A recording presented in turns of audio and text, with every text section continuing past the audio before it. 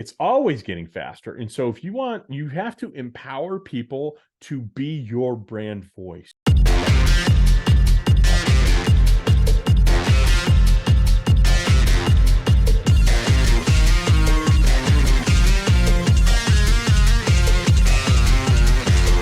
Hey there, and welcome to episode 3 of the Branded Merch Podcast. This is the definitive podcast for marketing professionals who want to leverage brand merch to grow their organizations and their brand. The Branded Merch Podcast is brought to you by Hasseman Marketing and the Delivering Marketing Joy Podcast Network. I'm one of your hosts, Kirby Hasseman, and joining me today, as always, is my good buddy, Bill Petrie from Brandivate. Bill, how are you today, brother? Doing great. Ready for episode 3. It feels like we just started this thing and we're already at episode 3. So I'm excited. I think I've got a decent topic to start us off whenever you're ready, and I'm ready to go. How are you?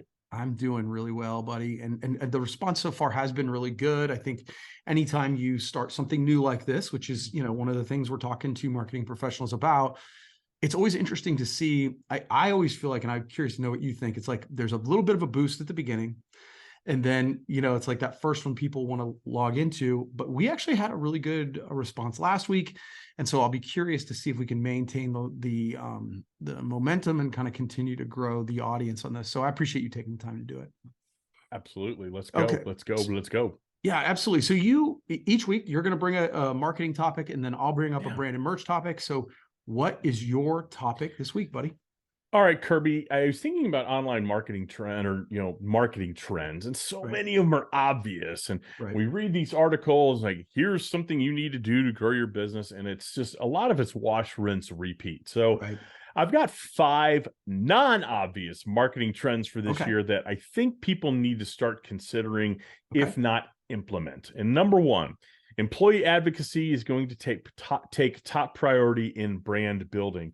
What that means is you need social activity from all your employees. You need to empower all of your employees to be advocates of your brand. Not only is that going to increase transparency, scary, but necessary in today's day and age, it's going to expand the reach of your brand.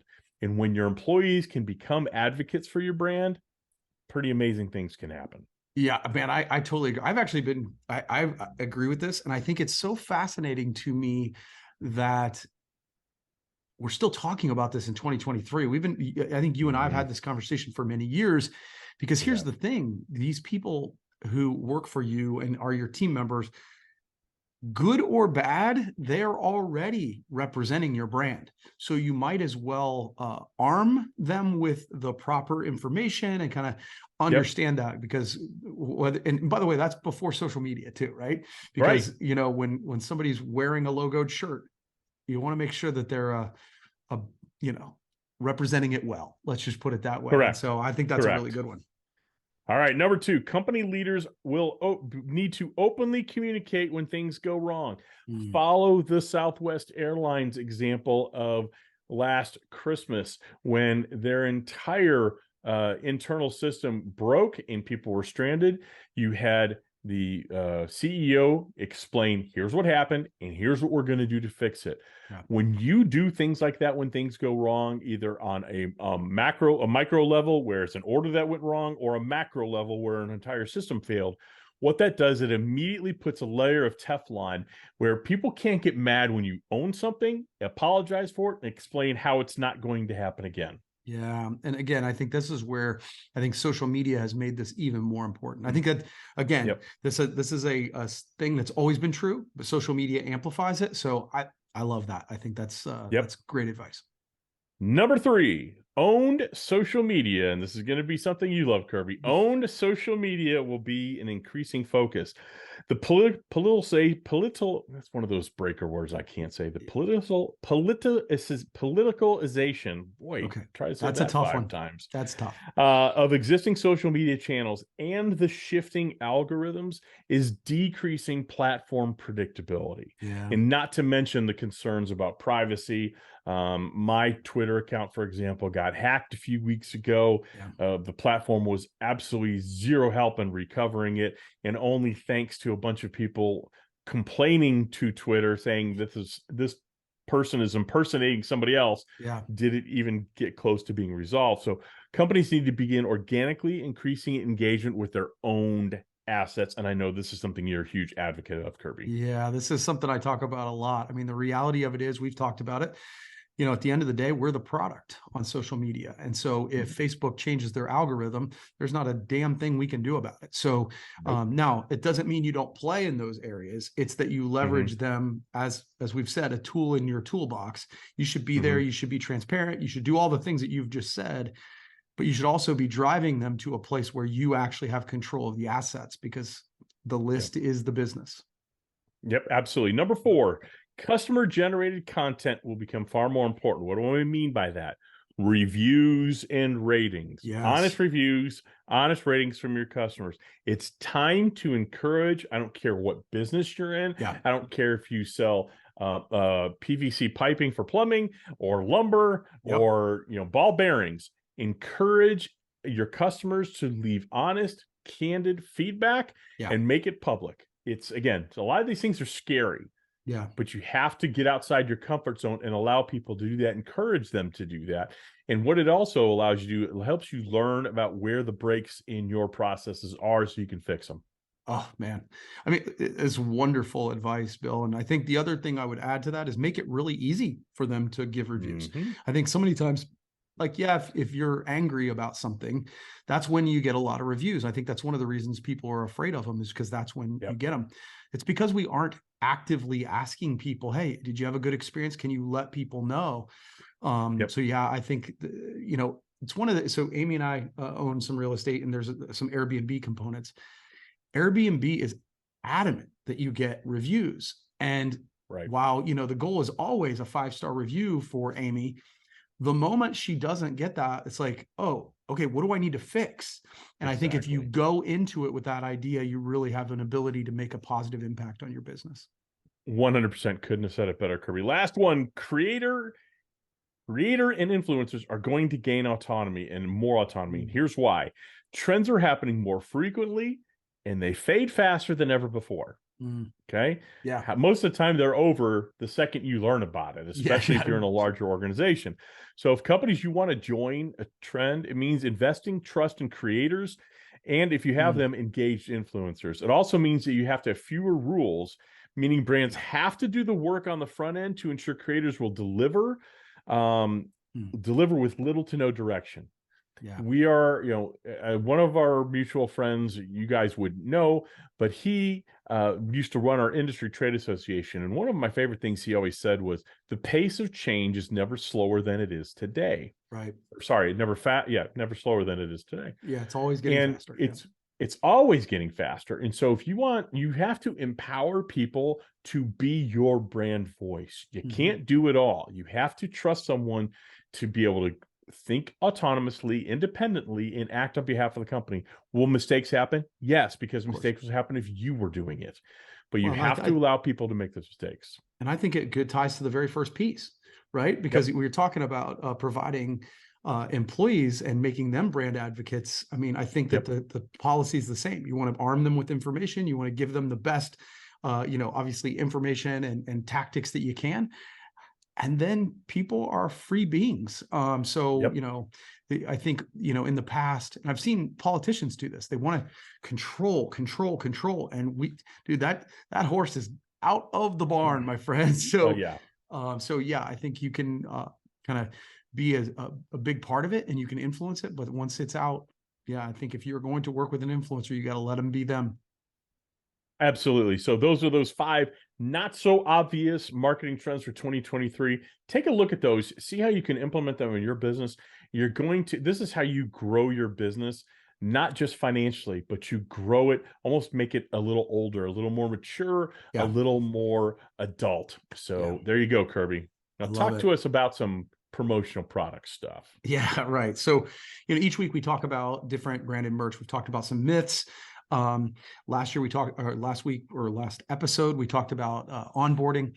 I have some already. So you have not, you're kind of getting, slammed with this, but we have all seen, and especially those of us in the industry, seen organizations that say, okay, I've got an event coming up in 2 weeks. I need to buy some crap for that. And, the reality of it is they get crappy results.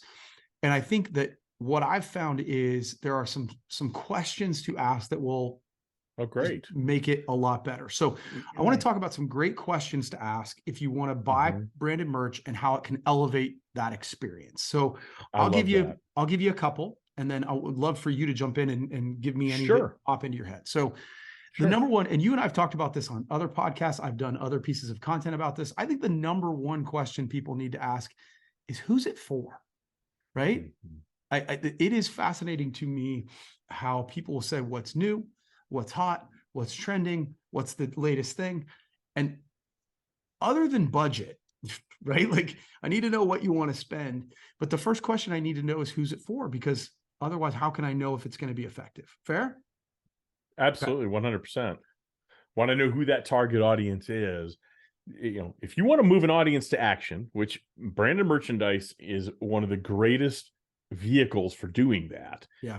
You got to know who they are and what they're into. If any of you have kids of different ages, what motivates an 8-year-old is not the same thing that motivates a 5-year-old.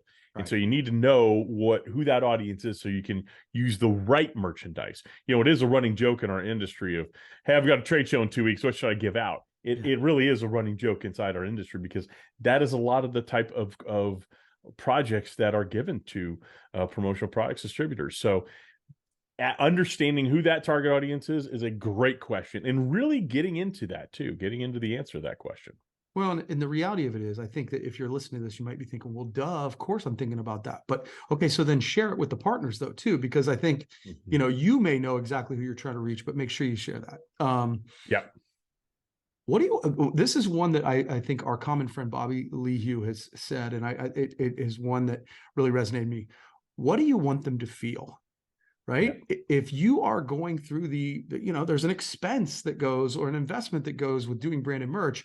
And I think this is the kind of question that makes you be a little bit introspective and go, okay, yeah, hopefully if I'm doing this, I'm creating some sort of emotion. I'm eliciting some sort of experience.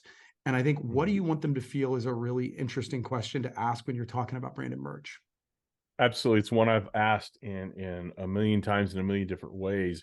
Brands do have emotions tied with them. When you see the McDonald's logo, you feel something. When you see the Google logo, you feel something. When you see a Starbucks logo, you feel something. Right. So it's to me, it's two things. What emotion do you want your audience to feel in the moment? What emotion do you want them to feel 2 months from now when they pick up that promotional product and they flash back to the moment they received it? So it's almost a twofold question. It's the instance of reception, and it's the memory associated with it. What emotions do you want them to associate with your brand? Okay, cool. All right, I'm giving you a couple. I'm going to go through a couple real quick, just because I want to provide nothing you've done wrong. But I've kind of given you the space, and because I want folks to get these and have them as a resource. So a couple of, I love this question.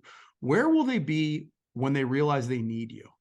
Right. And I think and by the way, that's true of any kind of market, whether you're doing Facebook, radio, TV, or branded merch. Where are they when they realize they need you? What do you want them to do? What's the actual action you want them to take? What's the theme? And then another one is, because I'm going to go with, of course, what's the budget, right? And what's the real budget? Absolutely. The real budget. The real budget. And the real enhanced date. Yeah, that's exactly right. And how can I stand out? How can I stand out in the event? Let's say you're doing it for a trade show, or even in the marketplace. So those are a few questions that I think if you consider each one of them, you'll have a different experience when you do your next branded merch. Did I leave any off? I don't think so. I think the one thing I would really suggest though is be willing to have this conversation with your branded merch partner. Yes.